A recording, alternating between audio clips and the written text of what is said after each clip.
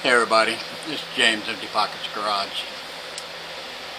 I wanted to make a quick video to address something that's looks like it's made national and international news about the Haitian migrants that has been thrust upon us here in Springfield, Ohio, because that is where I live.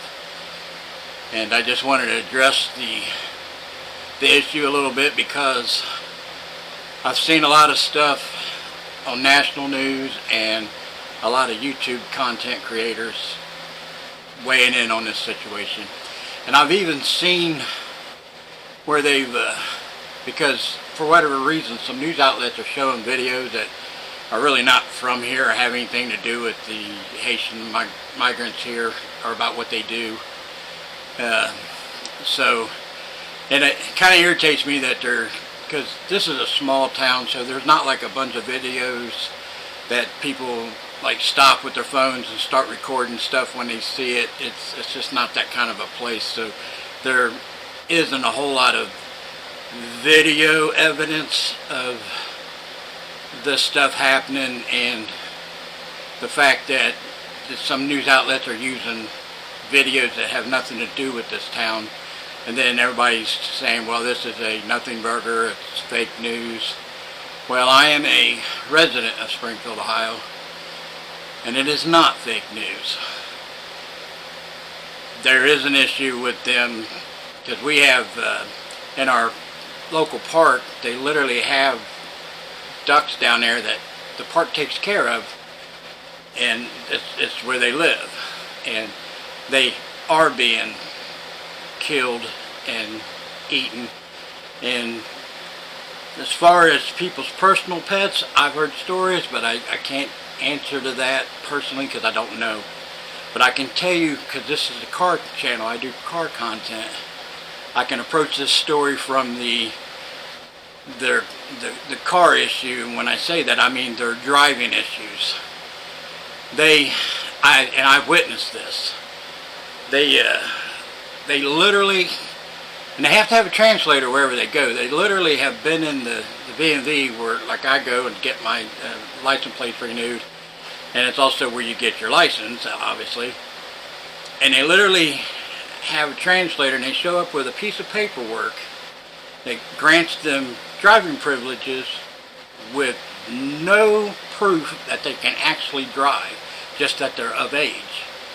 Gives them driving privileges for 45 days, and in 45 days they can go back and renew it, and they never have to show proof of how competent of a driver they are. We can't do that. And the accidents that are happening here in this town are crazy stories. And like I said, I've witnessed some of this, so I'm approaching this from a car aspect. They can't drive. I don't know how they are even able to do this legally in this country, but they've hit trees, fire hydrants, people. I mean, there's been fatalities from them not really knowing how to drive. And as far as some of the stories where I've seen and even somebody called this old lady a Karen, because she was complaining about the rudeness of them, just her trying to go to the grocery store. Well, it is a fact. They are some rude individuals, and I mean rude. I actually had some live across the street from me for a while. It's a 2-bedroom house. There must have been a dozen of them living there, and they get transported around.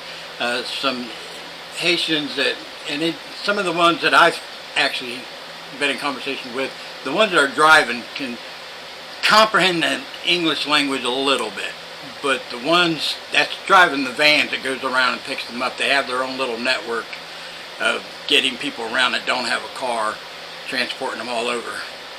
And they literally pull up and they lay on their horn, and I don't mean for like beep beep, I mean sometimes 5 minutes straight, to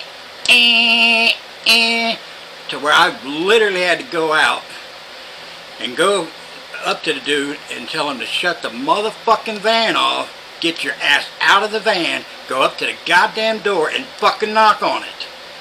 Nobody wants to hear this horn blow over and over and over again. And I thought there was going to be a fight right then and there until he realized that I'm an open carry person. So it kind of de-escalated the conversation real quick. And from that point, he did, going forward, get out of his van and go up and knock on her door.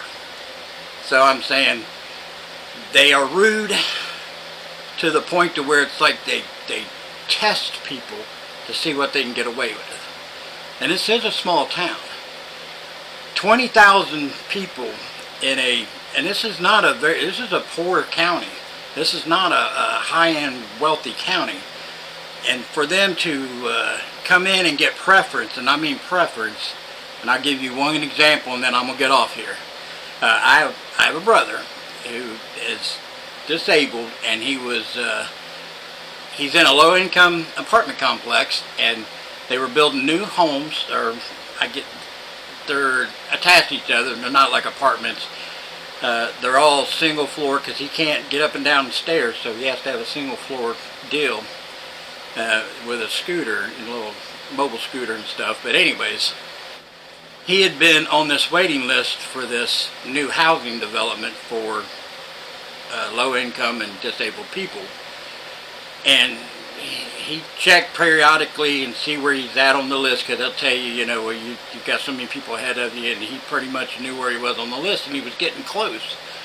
This last time he called and checked on it, they gave him a number, and he's like, well, that's not where I was before. It looks like I went backwards on the list. Why? Well, I guess the Haitians, for whatever reason, for whatever political umbrella they are here under, got pushed to the front of the line. So now my brother has to wait even longer because of the Haitians. And they're not disabled. They're getting special preference for housing that really should be, I hate to sound bad, but it should be for a U.S. citizen first. And then, like, they can go and move into the apartment complex that my brother's trying to get out of, because there's a bunch of young people there, single mothers, a lot of children. He gets nervous around all that, so he wants to be in a safer environment for him. And this place was going to be it. Well, right now it's not looking like it's going to be it anytime in the near future. And that kind of bothers me. I'm not going to say a little bit, I'm going to say a lot. But, so it's not fake news.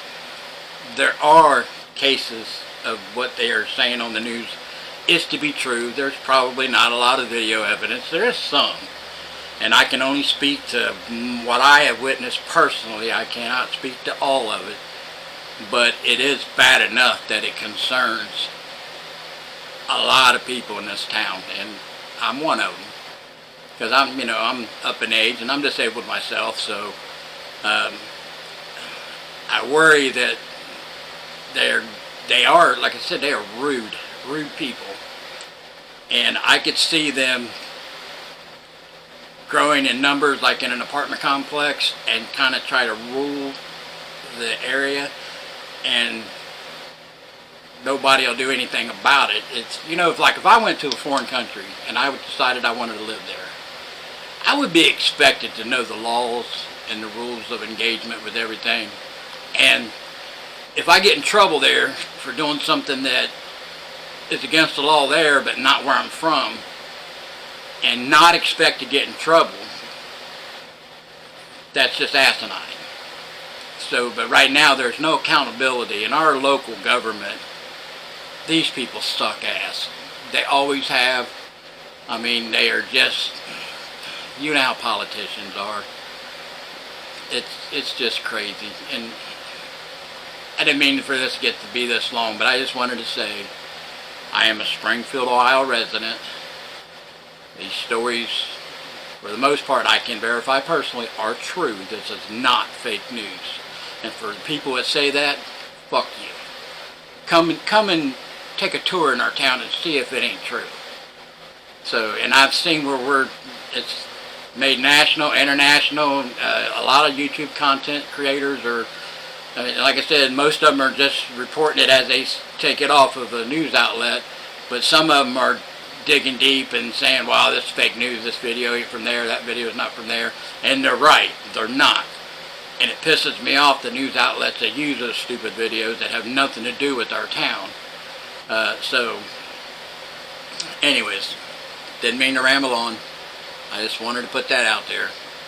So, my next video will be back to car content. But until then, this is James, Empty Pockets Garage. I'm out of here.